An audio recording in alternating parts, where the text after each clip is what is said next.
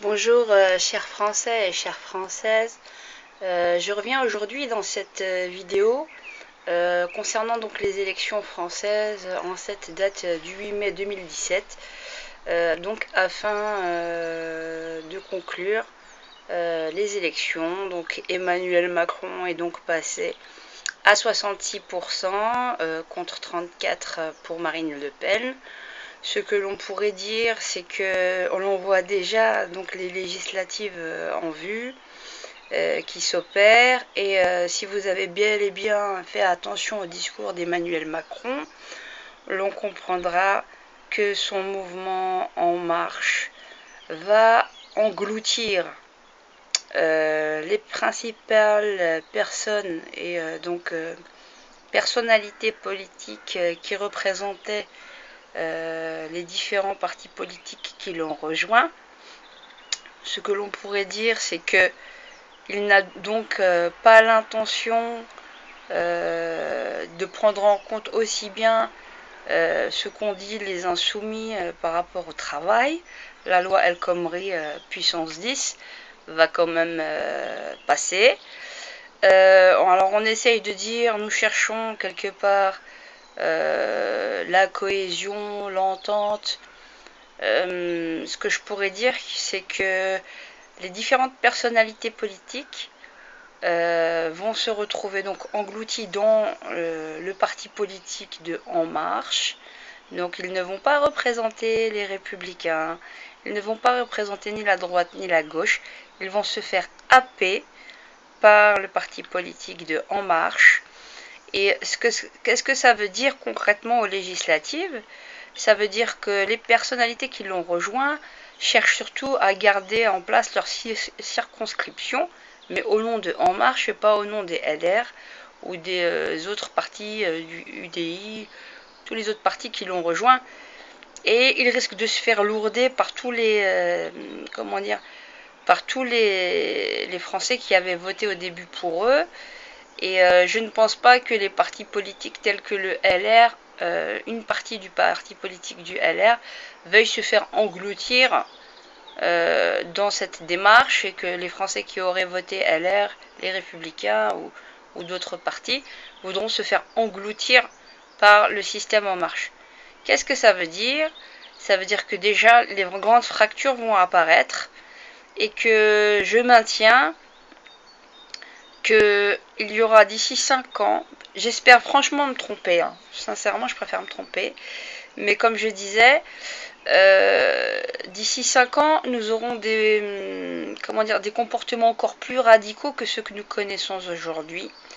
Et oui, j'ai voté Marine Le Pen par dépit d'avoir quelque part un parti du centre ou on va dire de droite, on va dire modéré, qui veuille remettre vraiment de l'ordre dans le pays réellement, mais aussi qui prennent en compte d'autres aspects sociaux.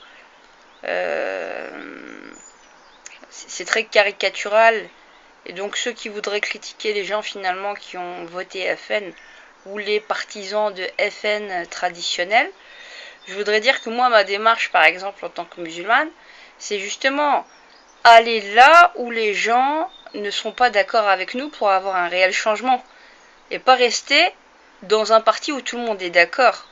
C'est ça la vraie démocratie. Et concrètement, on a essayé de faire croire que le mouvement En Marche était quelque part un consensus, où on pouvait que nous défendions la bannière du vivre ensemble. La vraie bannière du vivre ensemble, je me dis qu'à la base, on n'est pas obligé d'être d'accord. Et le fait que nous ne soyons pas d'accord, mais que nous soyons ensemble, est une preuve du vivre ensemble.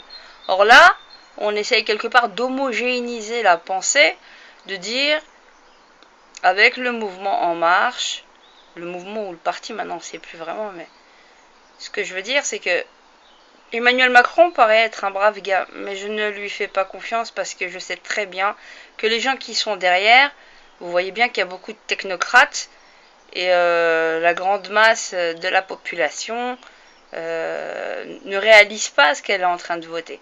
Sincèrement, je suis persuadée que on va vite désenchanter d'ici 1 ou 2 ans.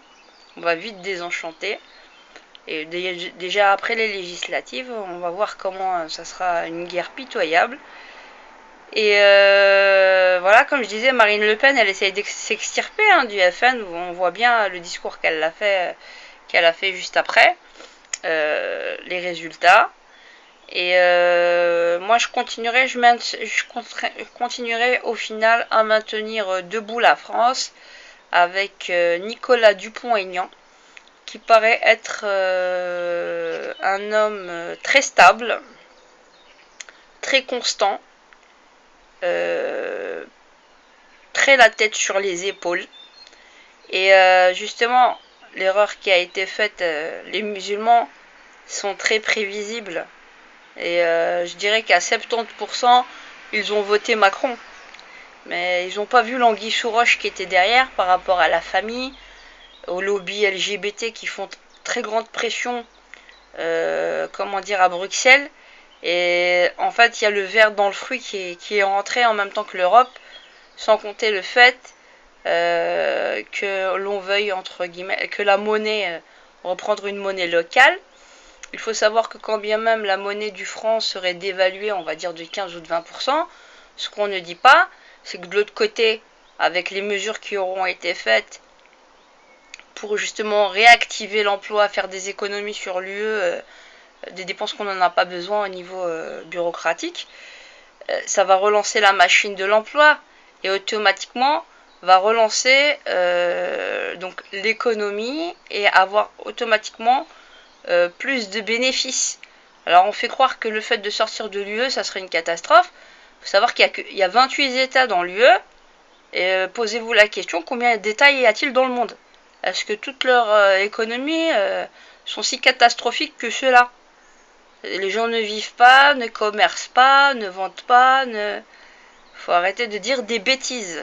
Sortir de l'Union européenne, c'est pas se condamner, à vivre mal. Bien au contraire, c'est aussi permettre à la jeunesse de retrouver de l'emploi, une bouée d'air pour tous les Français, pour toutes les Françaises et tous les Français, de réinjection. Moi, je ne dis pas que ça va pas être difficile les premiers temps. Et quand bien même on dit oui, vous voulez sortir de l'Union européenne dans les 6 mois, l'essentiel c'est que le processus soit lancé. Et lorsqu'on parle quelque part de francs euros ou d'une zone tampon pour pouvoir payer les échanges commerciaux avec le reste de l'Europe qui est sous la zone euro, il faut savoir que comme le Brexit est sorti, quand bien même il était toujours en livres sterling, Angela Merkel a demandé quand même au gouvernement britannique de payer en euros. Et donc c'est une manière aussi dans un sens d'avoir des francs français en France, de créer de l'emploi, d'avoir de l'argent en réserve, donc d'augmenter les recettes et de réinjecter donc dans une forme de porte-monnaie euro pour faire la réserve pour la sortie de l'Union européenne. Vous voyez? Donc l'essentiel c'est que le processus s'engage. Et là, ce qu'on vient de signer aujourd'hui, en ayant voté Macron, on a voté l'enlisement. Et vous verrez que moi, j'espère être très positive à la base. Je suis positive, mais là, j'ai de quoi vraiment s'inquiéter. Vous verrez que, en fait, le paradoxe et le paradigme a changé quant à l'Union européenne, qui était censée donc essayer de créer des états de paix, de garantir la paix. En restant dans l'Union européenne, les États qui resteront dans l'Union européenne vont appauvrir leur population. Parce que l'Union européenne est une pompe. C'est comme, un poulpe qui pompe et qui amoindrit et qui appauvrit toute la population d'Europe. Ce qui fait que la misère va engendrer du décrochage, la misère va engendrer de la violence, et on arrivera, je n'espère pas, à vraiment des grandes fractures qui pourraient déclencher des guerres civiles. Rester dans l'Union européenne, maintenant, en OTAN, c'est signer pour arriver à des guerres. Moi, je suis persuadée, j'espère sincèrement me tromper, mais on a tellement changé de paradigme que nous ne sommes plus dans le paradigme initial. de la création de l'Union européenne. Y rester, c'est laisser tous des plumes. Et ce n'est pas être fermé que de vouloir défendre, l'emploi, de vouloir défendre les précarisés. Et comme je dis, Marine Le Pen, pour moi, c'est un médicament dégueulasse à avaler. Mais il faut faire preuve d'abnégation et passer au-dessus. C'est pour ça d'ailleurs que j'ai voté pour elle. De toute façon, on n'avait pas trop le choix. Si j'avais le choix avec Dupont-Aignan, je l'aurais fait. Mais par contre, il ne faut pas lâcher de continuer à soutenir pour les législatives. Moi, comme je disais, je soutiens debout la France. Mais il faut voir le chemin qui va nous mener vers l'indépendance pour nous garantir que nous puissions régler nos problèmes avec nos députés nationaux et qu'on ne se renvoie pas à chaque fois la balle quand il y a un souci vers l'Union européenne à qui on donne de plus en plus de pouvoir, de contrôle et dont nous perdons chaque jour qui passe notre souveraineté. Voilà. Donc malgré tout, vive la France. Et j'espère qu'un maximum de Français verront cette vidéo. Et je maintiens que pour les musulmans, beaucoup d'entre vous se sont fait avoir.